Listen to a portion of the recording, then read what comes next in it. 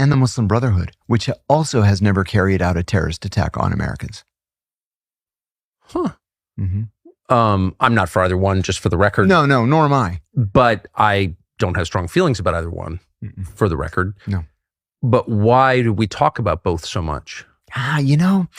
It's been my experience. I first came to this realization when I first joined the CIA. We always have this need to have a boogeyman, whether it was, Bolshevism in the 1910s, whether it was, socialism in the 20s and the early 30s, Nazism, legitimately so. But then, in the 70s, the 80s, it became Islamism. It's like we always have to have an enemy to rally around. There it is, right with there. With the death count, that seems like the one. Oh, may I tell you a story? I hope you will.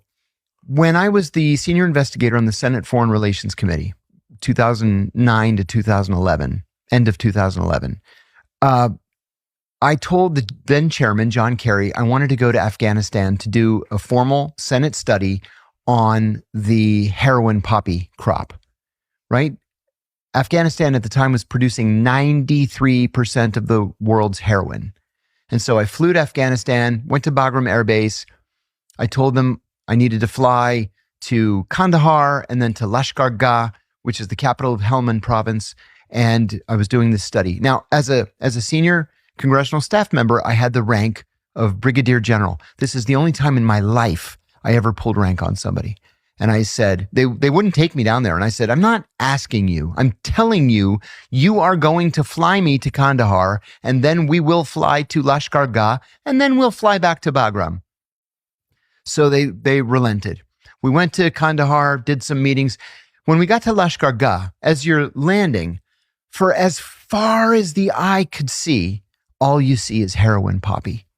And so I said, I want to go into the poppy fields, and I want to find a farmer. And I want to talk to him. So I had security, I had a translator, Pashto translator.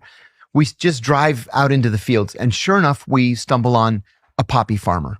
And I asked him a very naive question. I said, instead of poppy, why don't you grow things that have 2 growing seasons, like tomatoes or onions or pomegranates? Right. And he goes like this. Oh. The Americans told me in 2001 that if I told them where the Arabs were, I could grow all the poppy I wanted. I said, what Americans told you could grow poppy? And just as I said the question, my military handler pulls me by the arm and he says, we're under threat. We have to go back to the base. I never got an answer. We got back into the Jeep and they took me back to the helicopter. I flew back to Bagram. So, actually, like out of a movie. So I come back to Washington and I said to the chief investigator, I said, I'm onto something here. This is not good. So I wrote it all up just as I collected it.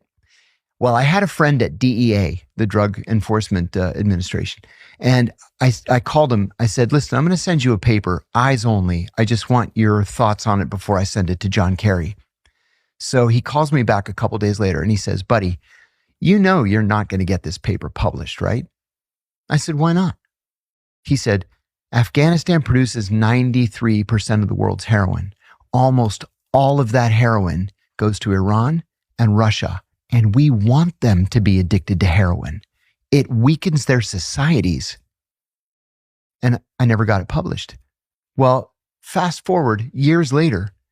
That's disgusting. We've got a fentanyl epidemic in this country. That fentanyl is coming from China and Mexico. They want us to be addicted to fentanyl because it weakens our society. And that's why we're in the predicament.